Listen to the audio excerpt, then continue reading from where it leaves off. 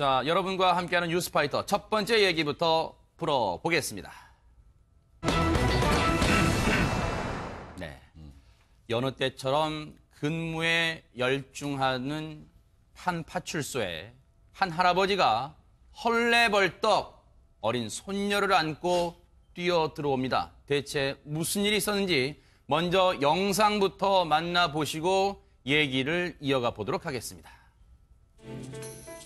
자, 이곳은요, 이제 시간이 5월 31일로 거슬러 올라가는데 지금 보이시죠? 화면에 보이실 겁니다. 지금 급히 한 할아버지가 손녀를 안고 지금 들어옵니다. 저곳이 대구 두류 3동 파출소인데 지금 다급하게 도움을 요청했고 뭔가 얘기를 나누더니 순찰차를 타고 이동을 합니다. 자, 누가 봐도 지금 위급한 순간인데 다급하게 사이렌을 울리고 갑니다만 대부분 차를 잘 비켜줍니다만 지금 일부 차량들 놀랐을 거예요. 사이렌을 켜고 이제 순찰차가 지나가니까요. 그나마 그래도 잘 비켜주신 시민들 도움 덕분에 인근 병원에 저렇게 도착을 하게 됩니다. 하재근 평론가는 일단 영상까지는 제가 대략적인 설명을 드렸는데 대체 전날 무슨 일이 있었던 걸까요? 그러니까 이게 이제 지난달 31일에 대구 두류 3동 파출소인데 갑자기 오후 5시경에 어떤 할아버지가 아기를 끌어안고 뛰어들어온 겁니다. 그러면서 이제 하시는 말씀이 우리 20개월 된 지금 손주인데 세상에 20개월밖에 안 됐어요. 아기가 뒤로 넘어지면서 머리를 부딪혔는데 정신을 잃고 숨도 잘 못 쉰다라고 할아버지가 말씀을 하시자마자 득달같이 경찰관들이 벌떡 일어나가지고 뛰어나가서 아기를 안고 순찰차로 한 2km 정도를 달려가지고 다행히 아기가 무사히 치료를 받고 치료받았어요? 퇴원했다고 합니다. 천만다행인데 김복준 의원님, 저 때는 정말 시급을 다투잖아요. 그래서 아마 119를 기다릴 시간적 여유가 없었을까요? 골든타임이라는 게 있지 않습니까? 119한테 전화를 하면 물론 빨리 오겠지만 다행히 이 경우는 바로 건너편에 그 파출소가 있었던 것 같아요. 뭐 현명한 판단하신 것 같습니다. 이 할아버님 입장에서는 그 정말 정신이 없고 경황이 없는 상황에서도 인근 파출소로 가서 도움을 청해보자 어떤 그런 차분한 가운데 또 이 기지를 발휘하신 것 같아요. 그렇습니다. 지금 화면 보면요, 지금 그래도 많은 그 시민분들이 차량을 이른바 모세 기적이라고 하잖아요. 옆쪽으로 이렇게 비켜주셨기 때문에 저 차량이 2km 떨어진 인근 병원까지 이렇게 쏜살같이 달려갈 수가 있었다고 하는데 최명기 원장님, 아무리 그래도 이 할아버지 입장에서는 아마 그때 오후 5시니까 아무래도 이제 잘 모르긴 몰라도 이 직장일을 하러 간 이 손녀의 아빠, 엄마를 대신해서 아마 손녀를 좀 봐주고 계셨던 것 같아요. 그런데 어쨌든 손녀가 쓰러진 모습 봤을 때는 가슴이 정말 철렁 뛰었을 거 아니에요. 네, 이제 부모는 자식을 갖다 키우다 바쁘잖아요. 그런데 이제 할아버지 할머니들은 어느 정도 본인이 전부 다 자신의 그걸 해놓은 상태이기 때문에 순수하게 아이를 사랑하거든요. 그렇기 때문에 더욱더 애틋했을 거고요. 그리고 나서 또 이게 문제가 아까 얘기하셨듯이 결국은 아이가 잘못되게 되면은 아이한테도 죄책감이 있지만 본인의 자식한테도 죄책감이 있잖아요. 그러니까 진짜 철렁하셨을 거예요. 세상에.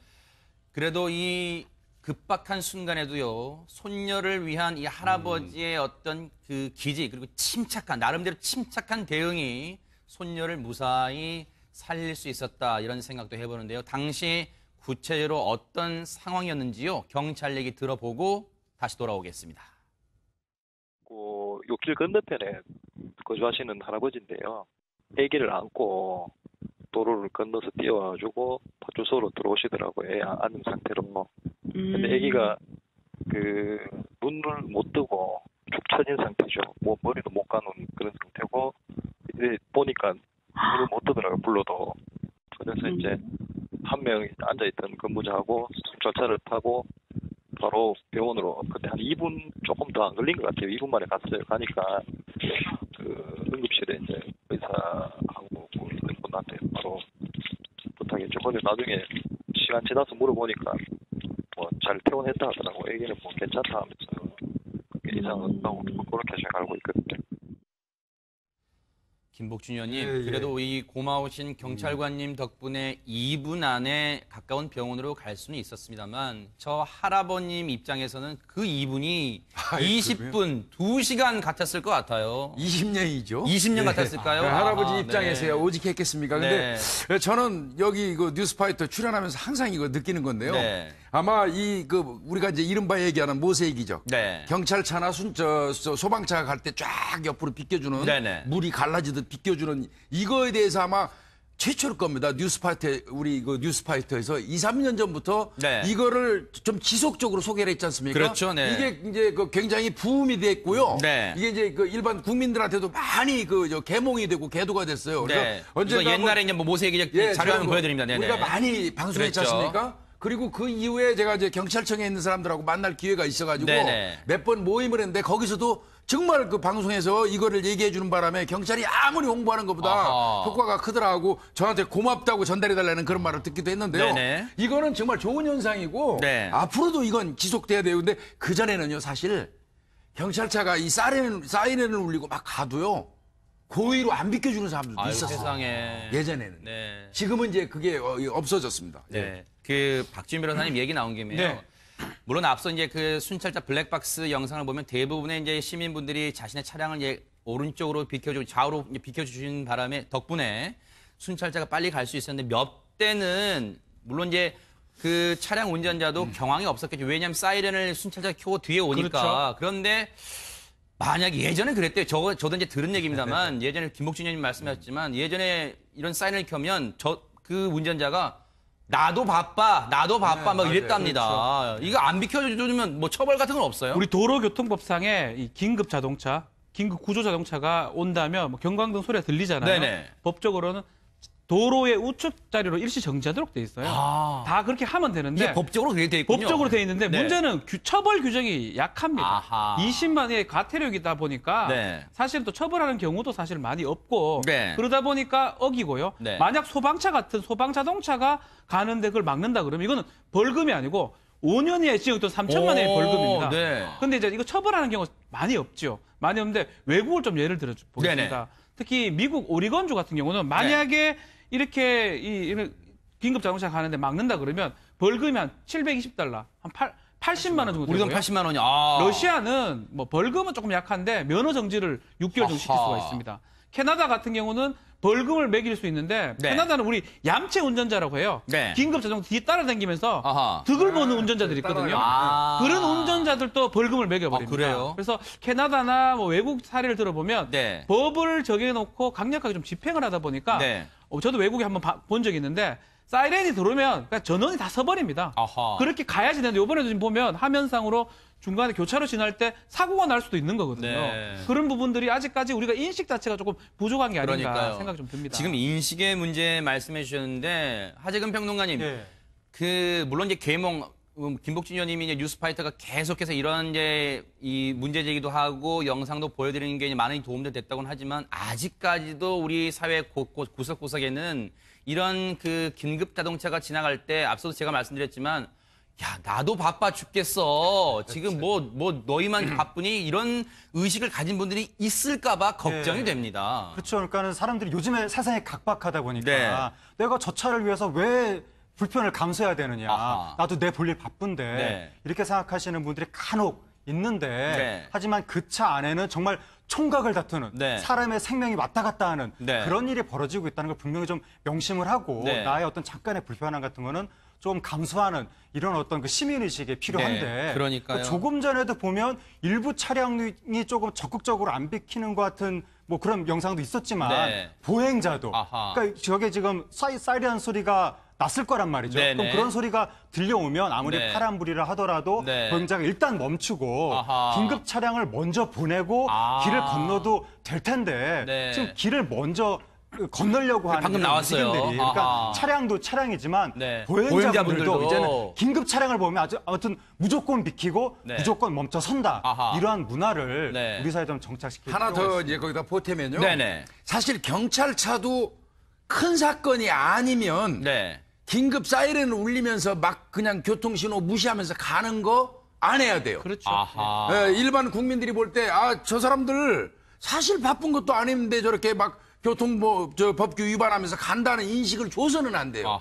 그다음에 이제 특히 이제 사설 구급차들이 많은데요. 맞아요. 차가 밀리면 자기들 바쁘니까 급하게 가려고 구급차에는 환자가 실려 있지 않으면 그 긴급차 아니거든요. 그런데도 막 사이렌 울리면서 그 막 신호 위반하면서 가는 경우가 네. 많아요. 그러다 보니까 이제 국민들이 저 사람들 바쁘지도 않은데 네. 얌체지 같이 이렇게 간다 인식을 하고 안 비켜주는 경우도 있거든요. 네. 그래서 그 문화도 완전히 바꿔버리고 네. 그래야지 사이렌 소리 울리면 그냥 자동으로 비켜주는 네. 이런 그 풍토가 조성될 겁니다. 네. 그래서 그 연예인들이 가끔 가다가 비난을 듣는 게 있는데 자기 스케줄 급하다고 구급차 불러서 아우. 그거 타고 이동했다고 세상에. 그걸 인증샷을 또 찍어서 SNS에 올렸다가 엄청 비난을 듣는 경우가 아니 있습니다. 그런 철딱선이 없는 연예인이 있어요? 그런 인증샷도 사례가 남겨요? 있습니다. 그래서 이제 아유. 일부 연예인들이 워낙 급하다 보니까 네. 가끔 그런 잘못된 행동을 하는데 네. 바로 이러한 행동들이 구급차에 대한 사람들의 어떤 불신을 그러니까요. 키운다는 점에서 연예인들도 조심해야 됩니다. 최명규 원장님, 아마 이 아이, 지금은 이제 20개월이니까 뭐 이제 기억이란 게 없겠지만 좀 훗날 커서, 몇 년 뒤에 커서 할아버님이나 또 부모님들이 너 예전에 이런 일이 있었다 아마 알려준다면 정말 이 경찰분들은 생명의 은인이나 다름없잖아요. 아마 감사에 또 표시를 하러 또 직접 방문할 수 있을 것 같아요. 네, 어쩌면 이제 경찰이 된다고 할 수도 있을 것 같아요. 경찰이 되고 싶다. 아하, 네. 그런 다음에 아마 본인은 틀림없이 응급 차량의 길을 잘 비켜주는 시민이 될 거예요. 아, 그러네요. 정말 그것도 정말 일리가 있고 또 지당하신 말씀 같습니다. 저런 일에 이 늘 급한 일에는요, 여러분 곁에 우리의 든든한 경찰, 지구대, 파출소가 있다는 점 여러분이 꼭 기억하시기 바랍니다. 자, 우리 경찰관 분들에게 다시 한번 저희가 알려드릴게요. 대구 두류 3동 파출소 우리 경찰관님들 정말 잘 해주셨습니다. 감사를 드리겠습니다. 고맙습니다. 살릴 수 있었다 이런 생각도 해보는데요. 당시 구체적으로 어떤 상황이었는지요. 경찰 얘기 들어보고 다시 돌아오겠습니다. 요 길 건너편에 거주하시는 할아버지인데요. 아기를 안고 도로를 건너서 뛰어와가지고 파출소로 들어오시더라고요. 애 안은 상태로. 근데 아기가 그 눈을 못 뜨고 축 처진 상태죠. 뭐 머리도 못 가는 그런 상태고 이제 보니까 눈을 못 뜨더라고요. 불러도. 그래서 이제 한 명이 앉아있던 근무자하고 순찰차를 타고 바로 병원으로 그때 한 2분 조금 더 안 걸린 것 같아요. 2분 만에 갔어요. 가니까 그 응급실에 이제 의사하고 뭐 있는 분한테 바로 부탁했죠. 근데 나중에 시간 지나서 물어보니까 뭐 잘 퇴원했다 하더라고. 애기는 뭐 괜찮다 하면서 이상 없다고 그렇게 제가 알고 있거든요. 자, 여러분과 함께하는 뉴스파이터 첫 번째 얘기부터 풀어보겠습니다. 네, 여느 때처럼 근무에 열중하는 한 파출소에 한 할아버지가 헐레벌떡 어린 손녀를 안고 뛰어 들어옵니다. 대체 무슨 일이 있었는지 먼저 영상부터 만나보시고 얘기를 이어가 보도록 하겠습니다.